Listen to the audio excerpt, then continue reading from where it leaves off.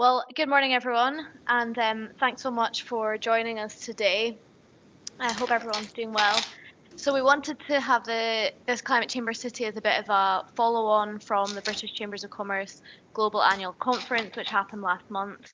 And we thought it would be good this morning just to give everyone a bit of an update around COP28 activity across the British Chambers of Commerce network. And then also we wanted to give you all an update on the Climate Chamber City and just how that is developing. So we have on the call this morning Simone from British Chambers of Commerce Abu Dhabi, who's going to be giving us an update on the COP20 activity and what's happening and what's been going on over across that side of the world. And then we're going to hear from Linzi Boyd, founder of One Earth and also our partner in the Climate Chamber City. And I think for those of you who were at the British Chambers of Commerce last month, I think you would agree that Linzi spoke excellently on stage during her keynote, which was all around building businesses around purpose. And I think there was definitely a buzz in the room after her talk. So we wanted to take the opportunity today to ask Linzi to do a bit of a follow-on from her talk and also just explain in a bit more detail about the business school curriculum that is on the Climate Chamber City platform, what it looks like, and also how we as chambers can get involved and how our businesses can get involved. So we're going to hear from Simone first, and then there's going to be an opportunity to do a Q&A. So if you have any questions around COP28 and what's going on, now is the time to ask. And then after that, we'll bring Linzi in, who can talk to us about Climate Chamber City. So Simone, if you're happy to share your screen. Yeah. Let's make sure it works.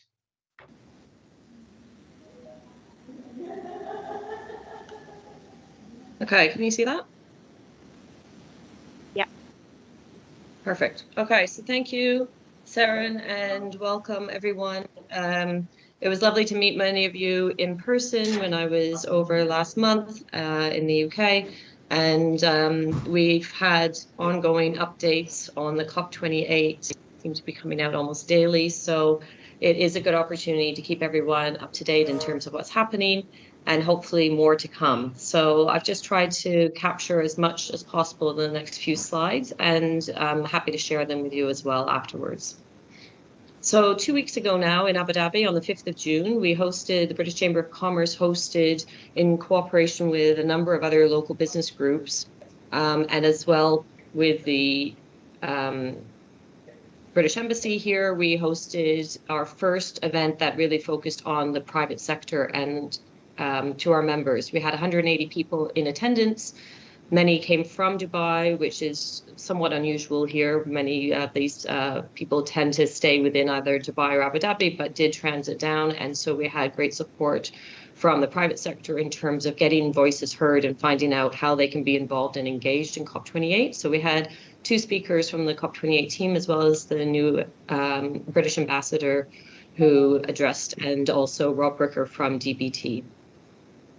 These were the supporting business groups that participated. And so collectively now we are working closer together in terms of keeping each other updated in what our various entities are doing. Sorry, I thought I had to stop the transition, but it's still moving. These are business groups that are locally based, but represent their own countries, and we're working more closely with each other in the lead up to COP. We have now identified, it was basically brought up at the meeting to ensure that we're working collectively together. Sorry, I'm gonna have to stop moving this. The Americans actually raised it as a question during the Q&A of this event a couple of weeks ago, and they said, how can we make sure that local business groups are having a voice heard during the COP and being able to be visible? And that was addressed to the programming team. And during that time, they suggested that together we work in putting a proposal in their hands that's going to basically ask for that visibility. So what's happened now is we've identified some of these themes here. You'll see the youth and education. Sorry, I don't know how to get this off from transition. Youth and education, gender equality, the finance, decarbonization, green building, smart cities, construction. These are some of the themes that now our individual business groups. Hold on, this is really annoying. Let me just take this off. Transition. Is that better? No. It should be on mouse click. Okay.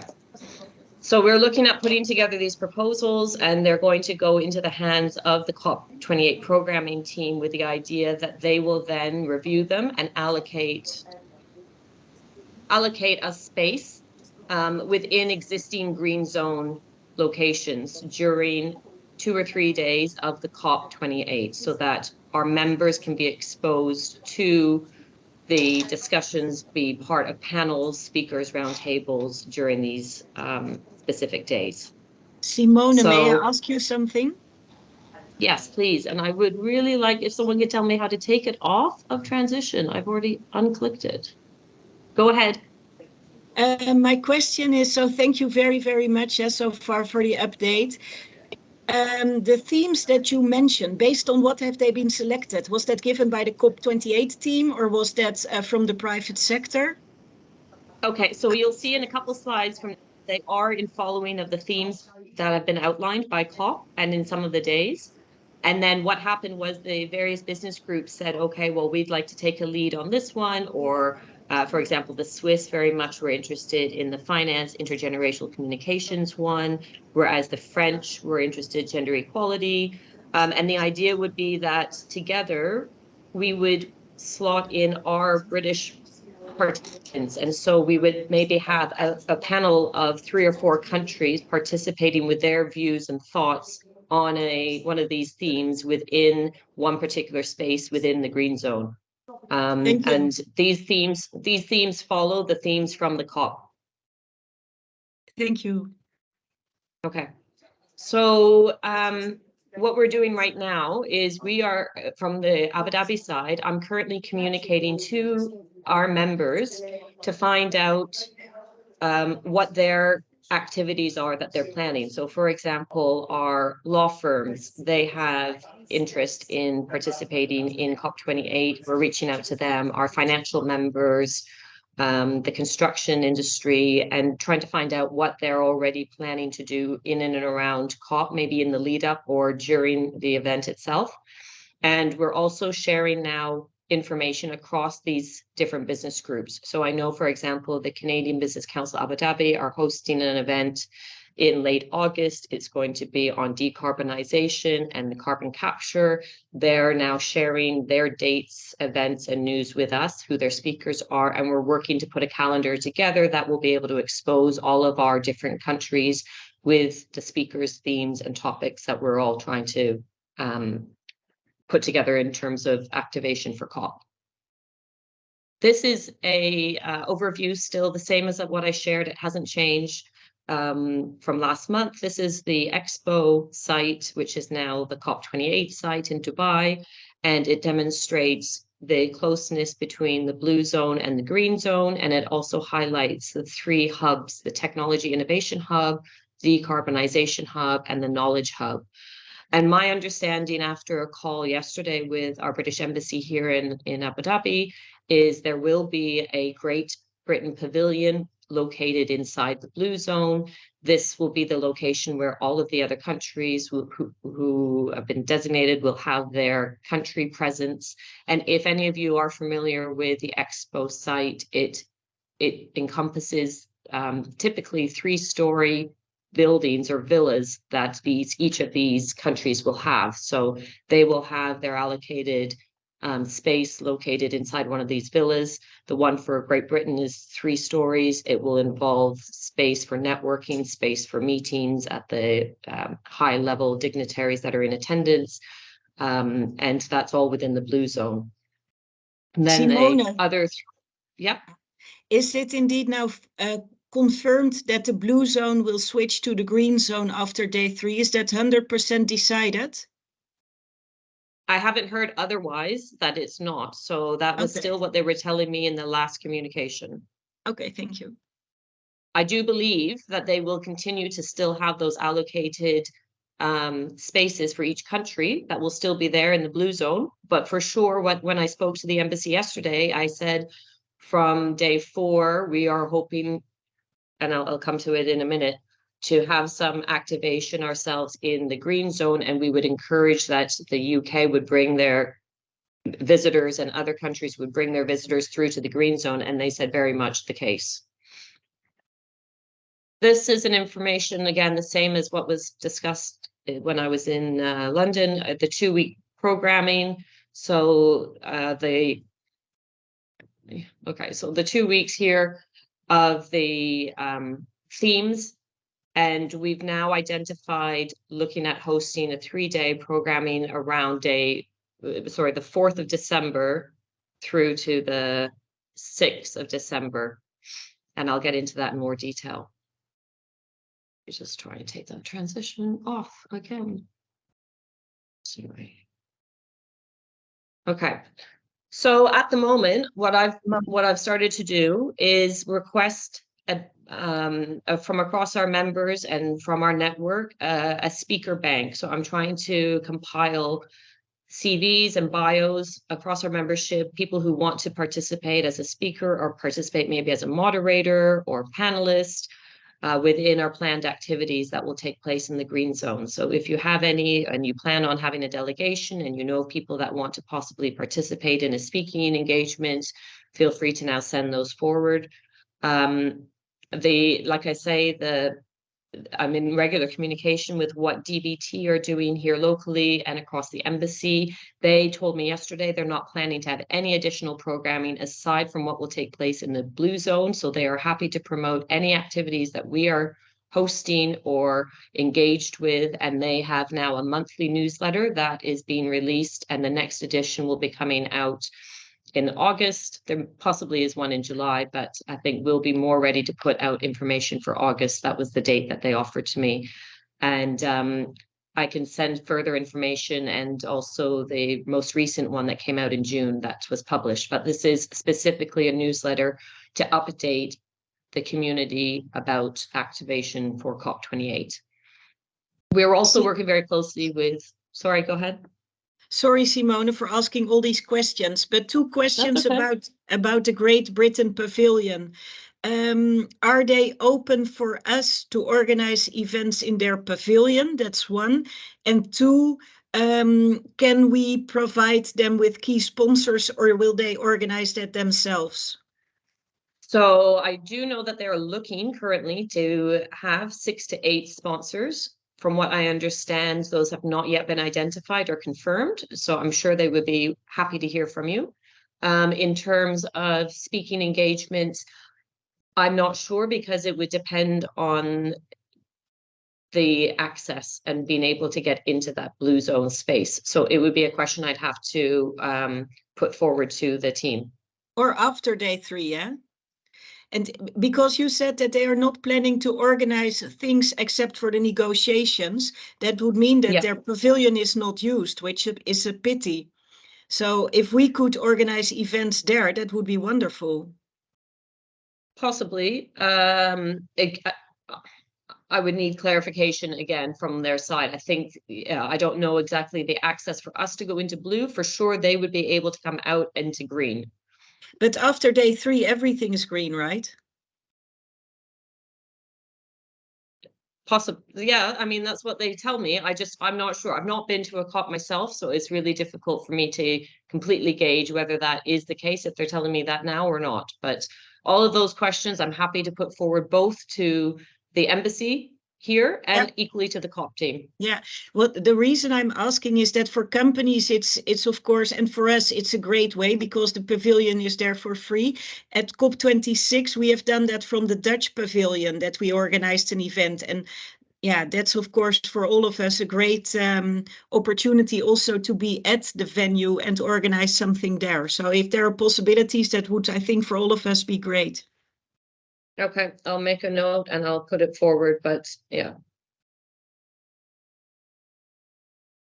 Okay, so we are also equally working closely with the University of Birmingham in Dubai, and along with them looking at putting together a mini program that would be then promoted through the BCC network for those planning on coming to COP28.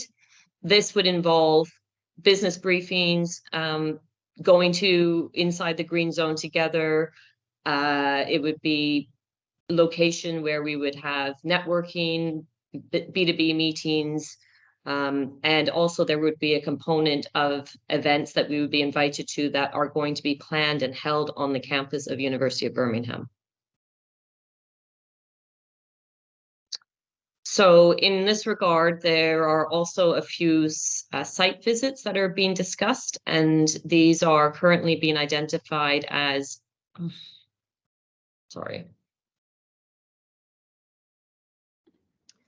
Look at the transition, should say none. I don't know why the transition has to change all the time. Anyway. Simone, I think So, Yeah, change it to none. You have to change it to none. 2 to the left. It's now on fade. If you go 2 to the left, it's none. None. Perfect. Thank you. Okay. So the discussion with Birmingham is to look at hosting. It might not be all 4 of these, but depending on how long people are staying in and around the duration of COP, that these are very strategic, close partners of University of Birmingham. Some, for example, like the Road Transport Authority, are actually located on their campus. So would it be an easier one to confirm? But they're in discussion with them about having us able to go and visit these locations. So the first one being a solar park in Dubai, and that is a very large project going on here with the Dubai Electricity and Water Authority. There's also the Dubai Police Innovation Center that would focus on cybersecurity, the Road Transport Authority on mobility, and Dubai Health Authority for life sciences, innovation, tech, health related topics. In addition to that, we're also communicating with several financial institutions who we know have put forward sponsorship applications to be in larger pavilion spaces inside the green zone. And with that, I'm speaking to a couple of them to allocate us 1 or 2 days where our members would be able to be showcased through panel discussions, roundtables, speakers, demonstrating innovation and technology. So I think overall, we've got our plans in a few different areas. We have the idea that we will submit formal proposals to the COP28 programming team with the thought that they would then allocate us space where they see fit. But in addition, not putting everything in their hands, looking also to work with our members and our strategic partners who have already identified that we can be visible within their space. So it's still, nothing is really firm yet, but it's getting closer every time. We seem to move a little bit further ahead in our discussions. I've also been able to identify 2 options for accommodation. Both of these are located on the campus of where University of Birmingham is, on the grounds of the Dubai Academic City, which is approximately 30 minutes away to the COP28 pavilion or to the site, and is accessible through metro. So the other slides here are 2 of the options for accommodation. And again, happy to share this information. But if you can see, it's very reasonable prices. They've offered full, half board, or just the standard room nights for us, and in 2 different options for location.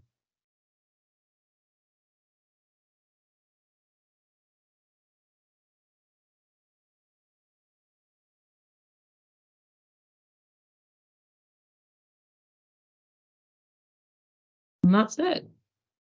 Those are my updates.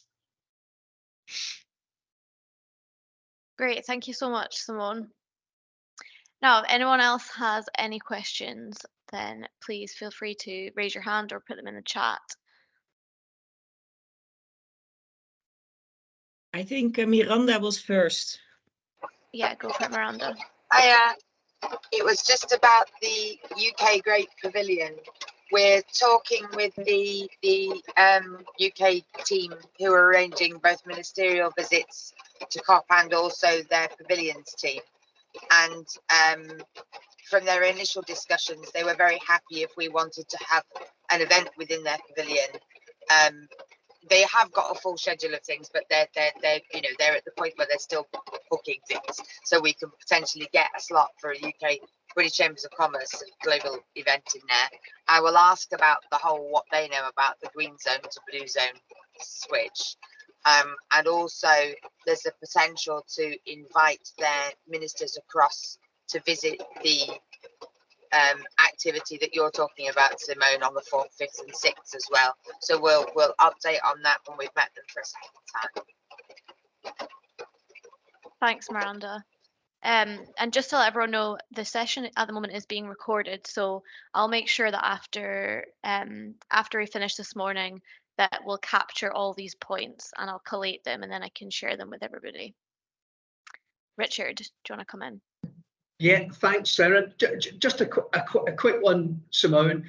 Do you have, in a sense, do you have a kind of feeling for how many chambers and businesses you would like to welcome? And the supplementary would be, would it be helpful if people on the call in the chat indicated a kind of intention of interest? Would that be helpful? Definitely would be helpful. I have heard from Anita recently who said there may be up to 10 people coming from Israel, but I don't have any indication from others. So very helpful if you could share, if you are planning on bringing a delegation, what that size might be and from where. Great. Okay, will do. Thanks, Simone. Lynn? Yeah, I have 2 questions again for Simone. I understood from Nick that when the prices are high of the hotels for the COP, that the government would do something about it. And I was in Dubai, as you know, a couple of weeks ago, and by now they have tripled or quadrupled the prices for the COP period. Do you indeed think that you can do something about it, or that the government will do something about it? And my second question is about the hotel. Would you have availability for our members or our organizational teams, and what would be the deadline?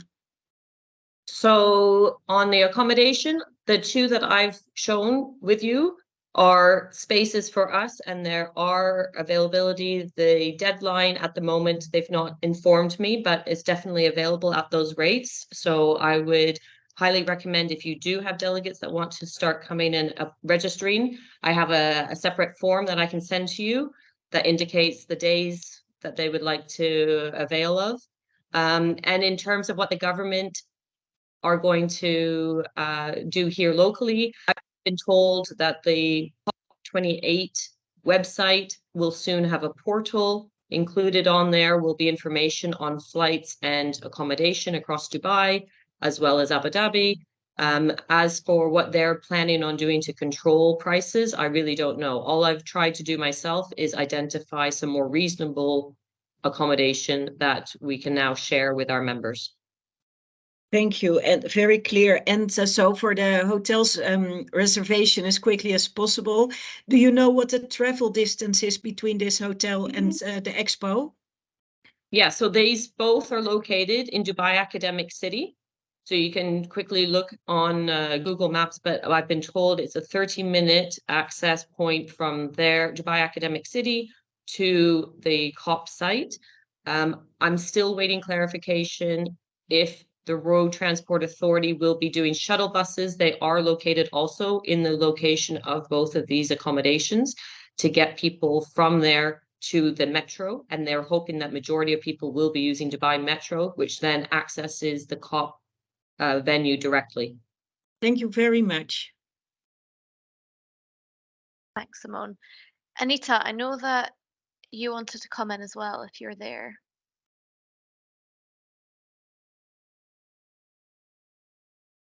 Don't know if Anita's there. Heather, do you want to come in first then? Yes, I wanted to find out what's the time frame for the speaker bank to submit the CVs and the bios. Is there any deadline? And also information on how the businesses could register or sort of like more information on that, because I have businesses from Zimbabwe that would like to participate. Okay, so the speaker bank is something that we've just recently started to open. So the deadline, I would say, is open at the moment and open to accept. I don't see a particular reason to have a closed deadline on it at the moment. It will become more clear once we get an answer back based on the proposals which are due for submission on the 4th of July to the COP programming team as to what they come back with in terms of giving us allocated space. That will then allow us to work through that bank of CVs to be able to identify who is committed to coming and participating. And sorry, what was the other part of the question you had? I think there was a mention of if we're bringing businesses. I would like to bring in businesses from Zimbabwe. So I was wondering, when could we get that information so that I could share with them on registration and everything else? So we don't have anything other than the information I have now put together in terms of a formal program, but I can tell you the plan would be to do something within that first week, from the 4th to the 6th. And some people may choose to stay a couple extra days on the side. But it would be useful now for us in order to start planning to know of, how many, for example, might be interested in Zimbabwe or in Glasgow or in Israel that are planning on coming over. Thank you. Thanks so much. I think, anyone else have any other questions? I know that Anita wanted to come in, but I don't think she is able to get access to her mic or camera. So maybe if she can later on, she can come in. But thank you so much. It's Katie here. I'm just going to jump in quickly as Yeah, well. go for it, Katie. Obviously, Simone is doing an amazing job, and there'll be lots of questions as we go through. But also, if anybody wants to reach out for Dubai specific questions, I can help. And through our newsletter, we're also promoting hotels and travel options through there, so people can do that independently rather than perhaps going to Simone every time for the logistics of it. We've got local partners that can work with people directly too. Brilliant, thanks, Katie. Miranda, is that? I was just going to say, please can we share the details of the newsletters around as soon as we can? That will be really great to be able to see those options. Thank you. Anita, can you access your mic? No, I don't think so.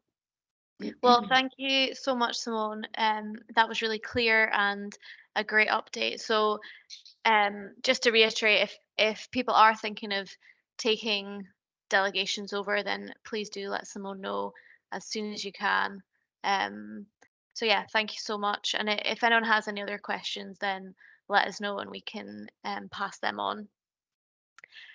I'd like to now bring in Linzi Boyd, who is founder of One Earth and our partner in Climate Chamber City. So Linzi is going to give us a bit of an update on the city and how that is developing.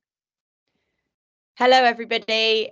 Thank you for inviting me to come on today and speak with you all. It was really great to meet everybody actually at the conference last month. It was interesting walking in a room and finally going, oh, there's Anita from Israel, and and all the different people, and putting faces to people that are sat in a little box. So that was really great.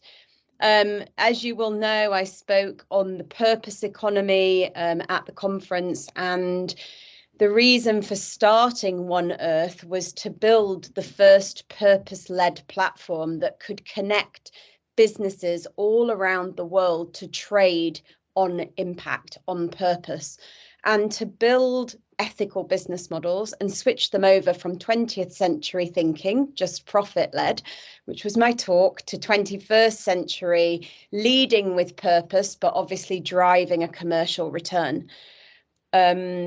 For the people that don't know me, I've been building these types of businesses, and I started the business schools 11 years ago. We had about 5,500 businesses go through these business schools globally. We took them to Singapore, Korea, America, UK, Canada, Australia. We had over 1,000+ businesses through. And I recently moved to Bali because my vision for the platform was always connecting developed and developing countries together so that everybody could be seen and heard, no matter where you live or the demographic that you live in. So I upped all my family and we moved to Bali so that I could build out Indonesia with the Indonesian chambers and work specifically with the Balinese government on looking at building out the green economy. So I partnered up with specifically the Glasgow Chambers from COP26. Richard had come in to one of our business schools back in 2018, I think it was, Richard. And we built this incredible relationship together. During the pandemic, we talked about building a legacy project, going from COP26 to COP27, COP27 to COP28, and building an alliance so that the chambers, the Global Chamber of Commerce, could come together and be able to be the conduit between business and government and be able to bring you all together and get your mindsets aligned with building purpose and impact and ethically, which I saw that everybody is already in that mindset, but actually moving everybody from a space of silo to a place of integrated, where for once the Chamber of Commerce could come together and connect, learn and trade, not only with the businesses, but also with the chambers. Now, when I saw Richard back in 2018, he knew that we took businesses, all different industries and all different sizes through the programs. And I'd been developing these programs out for a number of years. It came from the consumer world where I'd been building famous brands for 22 years. And I transferred the knowledge and built a program that we took these thousands of businesses through. We typically taught them how to scale up and lead and drive sales awareness and value, but also drive purpose, legacy and impact and influence the market. So I designed a platform called One Earth, which now has the Climate Chamber City on there. And One Earth was all about connecting developed and developing countries. And when Richard and I spoke, the main criteria was that we wanted people to trade, and particularly trade on purpose with impact. So not just around the commodity of how much money somebody could make, but how much influence and impact these countries and businesses could connect together and potentially shift industries, shift education, health, manufacturing, retail, finance, and so forth. And my belief was that ordinary people would do extraordinary things, which was what I showed on the talk. Now, for people that didn't see the talk, I know there is a recording. We can send that recording out in the follow-up of this, Climate Chamber Roundtable so that you could watch the recording. And I think that would help with giving some of the context layer around the purpose economy and what we're here to do today. Okay, in the next... Linzi, sorry to be rude and interrupt. Yeah. We can't, for some reason, we can't quite see you at the moment, or I certainly can't anyway. Did you not see me? No, it's just a blank screen. Really? Yeah. So apologies if I'm the only one, but can anybody else see me? No, I can't see it either. No, your camera's off. No. Maybe it's just a wee tech glitch, Linzi. It's maybe nothing you can do about it. It doesn't look like your camera's off, but yeah, the camera's off, and that's very strange. Have you got any other apps on open, Linzi, that require a camera? Not that I'm aware of, no. And it was sorry, working. I didn't intend to stop your flow, Linzi. It was just if there was an easy fix, but please carry on if there isn't. Thank you. I will try. Oh, we can see you. There you go. That's better. Thank you. Thank you, Richard. Perfect. Here I am, everybody. So I'm now going to, in the next, so I think that's kind of given you just a few minutes of who I am and the purpose economy and so forth. We will send the recording round, like I said. I'm now going to move into who One Earth is and then the Climate Chamber City. I have Iona, who lives in Abu Dhabi. We are a global business, and this is Iona, and Iona's been with the company for 4 years, I think, Iona, 3 years, giving you an extra year.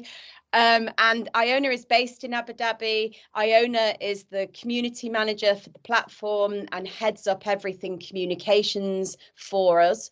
Iona's going to share the screen and we're going to show you, first off, we're going to go on to One Earth. So for anybody that isn't on One Earth already, maybe you can just put in the chat box, yes, you are, or no, you're not. If you're not, we have a QR code, which we can flash up, I think, at the end, Saren, potentially. And we will get you onboarded onto One Earth and into the Climate Chamber City on this call. It takes about 1.5 minutes, if that. So now I'm on One Earth. And this is the dashboard, and this is where all different people from One Earth come on. This is Iona's dashboard because she's sharing. And on the main dashboard, you can connect with all the citizens of Earth. If I then take you into cities, which is, if I take you first into cities before we go into learn, in cities, this is where you will be transported when you come onto Earth. And you will see that you will get taken straight into the Climate Chamber City. The Climate Chamber City was created so for one of two things. Firstly, like I said, so we can connect the global chamber alliance together so they can connect, learn and trade. And we opened up the city in September and we decided to onboard 10 global chambers first. And that was speaking with Israel, Indonesia, Abu Dhabi, Dubai, Egypt, Singapore, Glasgow, obviously, England, Lancashire, and they were the first ones really to come on board, and they were kind of helping us to get onboarded and so forth. We then made the announcement about the Climate Chamber City a few weeks ago at the Chamber Summit, and we're now looking to onboard the next 10 to 20 global chambers on here, and we've had quite a lot of chambers now talking with us, having phone calls and wanting to come on. If you go into groups, so this is your dashboard and this is what you will see when you come on to Climate Chamber City. If I go into groups first, you will see, I'm going to need to put my glasses on because I'm of that age now, but I don't know where they, oh yeah. You will see that we've got all the different groups in here, and you will see that there's different groups for different countries. So there's Norway, Indonesia, Israel, Australia, Netherlands, Zimbabwe. You'll see all your names there. And we also have COP27, COP28, COP26 and so forth. As we start to build out this city, we are requesting, a bit like a magazine, each country will curate the month. And what we're looking for in the content space is each one of you will choose a topic. And I know that Israel suggested food tech and Zimbabwe, I think, was energy. I'm trying to remember that Singapore was mentioning about green finance. And each one of you would curate a month of content. It would be 2 pieces, ideally, whether it's a roundtable, a keynote, a discussion on that topic. And it doesn't mean that you have to bring all your country on, but you would be suggesting different countries that might want to participate in that topic for the month and talk about that topic. Before we did COP and we were discussing Egypt and so forth, we did host one with, I think it's Seren, was it Zimbabwe was on there, Indonesia, yourselves, I can't remember who else was on the roundtable, and we had a discussion around the topic. So it would be that type of thing. That's where we curate content month by month with the different countries. The next layer is bringing the businesses on. Now, we purposefully brought on the global chambers first so that you understood what the city was about, how you were connecting together, how you were learning together, which is what you're doing at the moment, going from COP26 to COP27 to COP28 and so forth, and how you're getting used to the platform. The second layer, when we bring the businesses on, is about helping them to connect, learn, and trade. And this was a big vision that Richard and I cooked up when COP26 was taking place, and our absolute passion was about getting these businesses first and foremost to switch over from 20th century thinking to 21st century thinking, and enable them to understand how to lead with impact and purpose and how to switch their business models over. Now, One Earth as a company has tried and tested tools. We've been running these programs with the London Stock Exchange, where I taught for 3.5 years, teaching them brand equity value and how to IPO, leading with purpose and impact. Taught for the London Mayor's office, their Go to Grow program for about 3 years, which was this audit that I'm about to show you. And this audit, we had cohorts running through it over 12-month periods. It wasn't digitized at the time. We did digitize it during the pandemic. We then had about another 1,000+ businesses being audited through this. And if you switch into the Learn section of Climate Chamber City, you will see the first step of the audit. This is called Find Your Formula. And in here you start, actually, I'll go to Connect first. Sorry, Iona, apologies. In the Connect section on your dashboard, businesses will come onto this platform and they will go into this area where you see a spinning earth, and they're able to connect with people around the world and their own people from their own countries. So you can see all the different countries there, and they will then have a dashboard. And if you go onto the dashboard, we have a quiz. And I will send you a little video. I won't show you the whole quiz now, but on the dashboard, you'll see here, as a gift for coming onto the platform, they're able to audit their business for growth and understand where the gaps are. Now, what we recognize, there are 3 types of businesses. There's a build business, a renovate business, and a refresh business.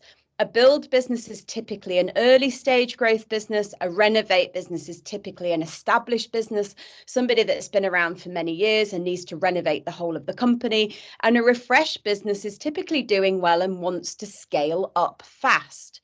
So one of the businesses will choose which type of business they are, and then they will start doing the quiz. I'll just click through a few pages just so you can see an example of it.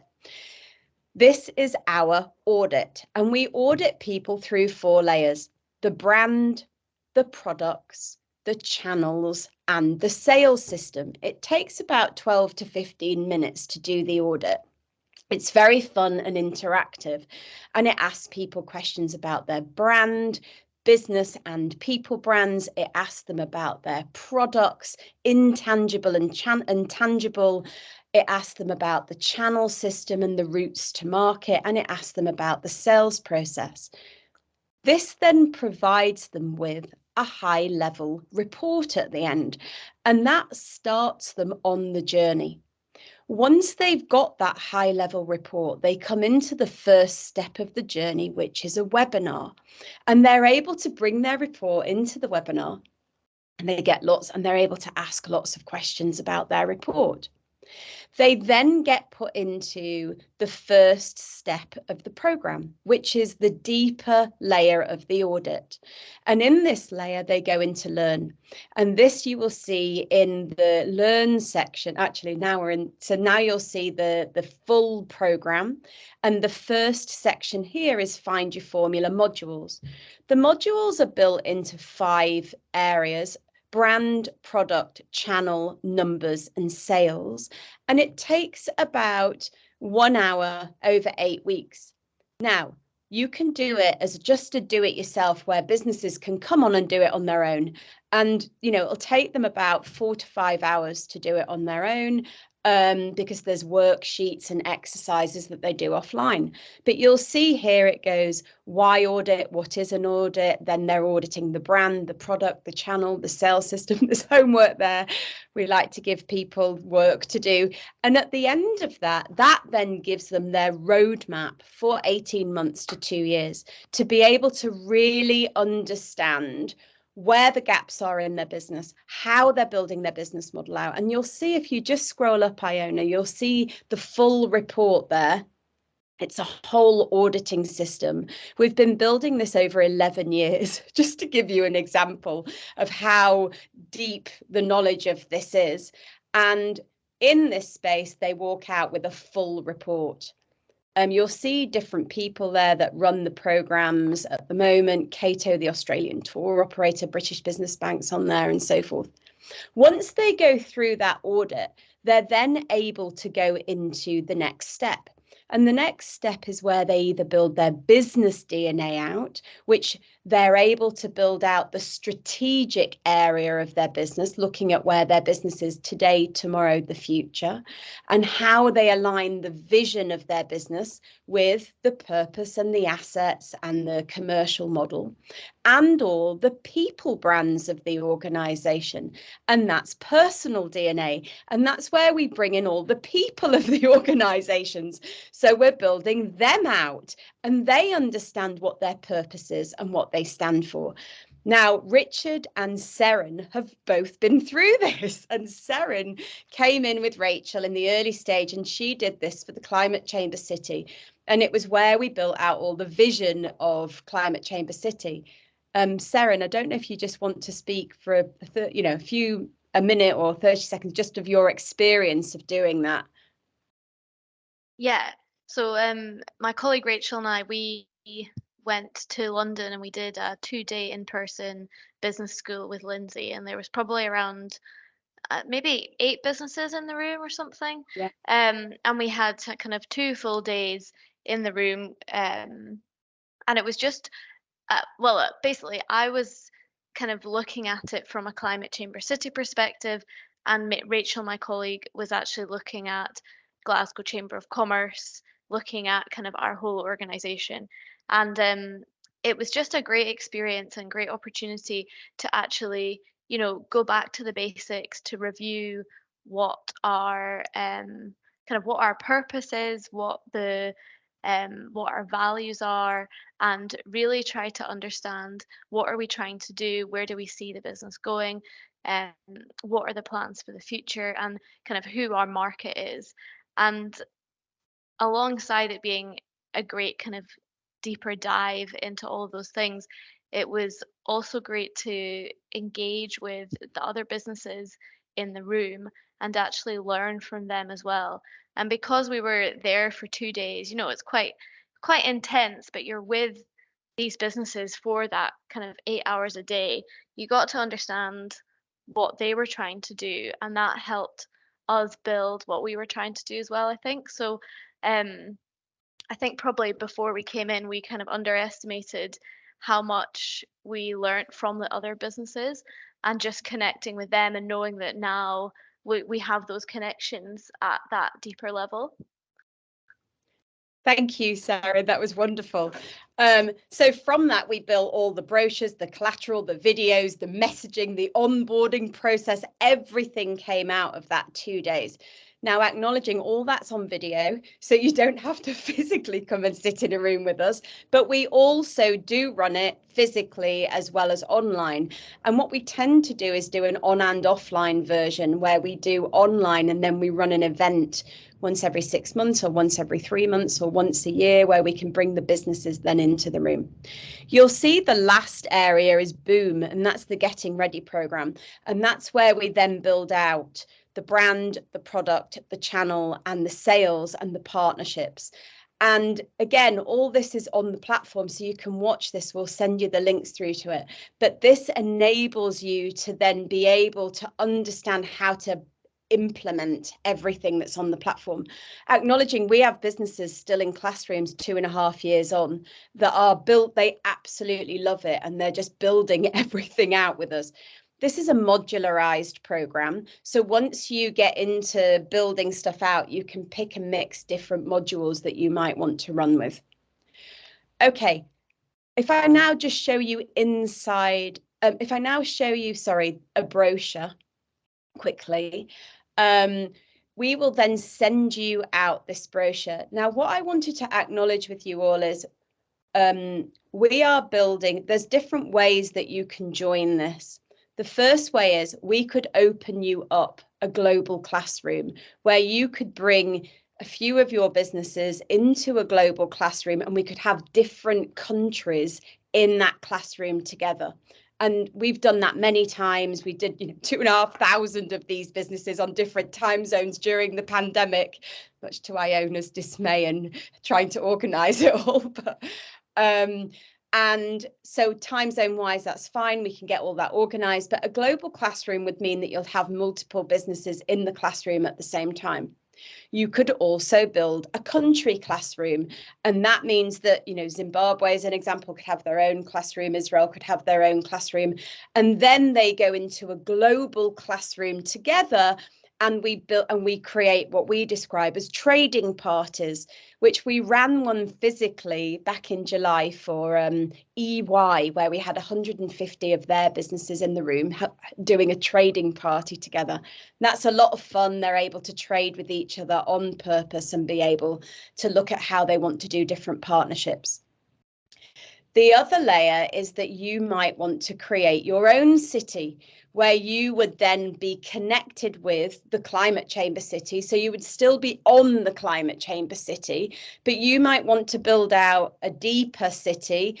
I know Turkey's talked with us that in Turkey they've got, I think it's law in Turkey from what they said to me, which I didn't realise, where everybody needs to be part of a chambers. So there's, I think, 80,000 businesses or something that are part of different Turkey chambers. So they're talking about potentially having their own city, and that would be connected with the Climate Chamber City. But it means you can bring more people on with different groups and classrooms and so forth. The last area is that different people have been contacting me post the summit, where they've said, can I come and speak in the country? And I've said, yes, of course I could come to the country, but really I don't just do inspirational talks. I'm all about energizing and providing action for businesses. So specifically, if I came to a country, then we'd be wanting to do something where we're opening a classroom, supporting these businesses going through a journey. Now, there's a commercial model linked with this, which is a 70-30 split. So you would make 30% of every single business that comes onto the platform from your country. And what we do is we work with you to help you bring sponsorship in onto, either whether it's helping you to open up a classroom, bringing people into a global classroom, or maybe opening your own city. And from that, we have a sponsorship deck that we will send round after. And we work with you on whether you're going to work with the government on bringing in sponsorship, or a private enterprise, a large company that might want to sponsor a classroom.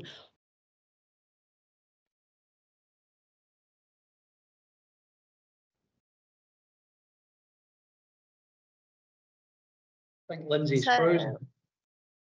Yeah, she's frozen on mine as well. Yeah. I'll jump in because I know that we're conscious we don't have too long left. I know Sharon's written in the chat box if anybody's got any questions.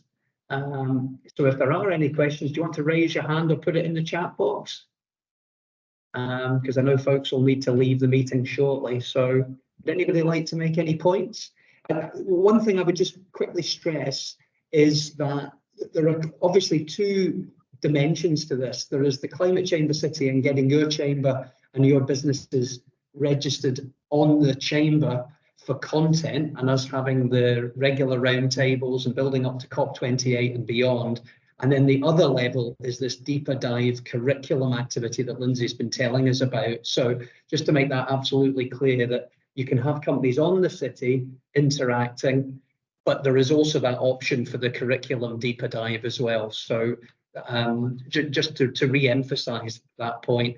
And from a Glasgow Chamber point of view, probably just worth saying that what we're investing a lot of time and effort in at the moment is trying to work with private sector sponsors so that we can free up some resources to help Seren, so that we can curate the Climate Chamber City, and we can make sure that the companies are being encouraged to continue to connect with each other, to get webinars and video content, and ultimately to get our businesses to trade, because that's what we as chambers clearly are very interested in doing, is sustainable, ethical business for our members. And whether that's winning contracts overseas, or whether it's collaborating out of silos with companies of different sizes, different sectors and different countries, that's what we want to encourage. So we are conscious, though, that we need to spend more time curating the platform, and we're working hard to try and free up some resources to do that. So I just wanted to make that point, Sarah, before we close up.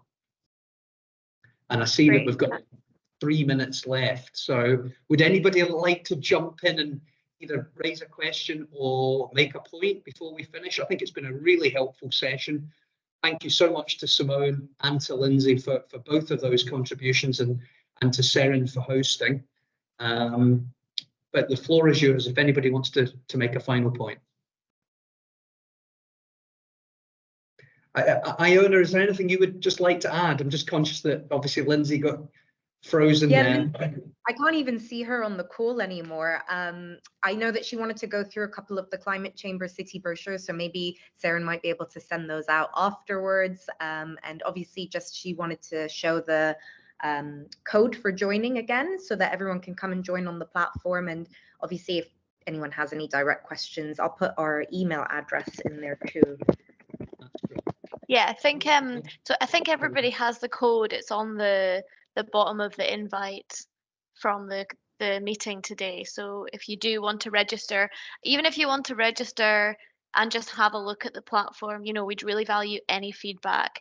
I think we're aware at the moment that just because, as Richard said, lack of resource, you know, there's not a huge amount of activity on the platform, but we are really trying to kind of up that level of activity. So even just register, get yourself on there so that you can have a look and understand more of what it's about.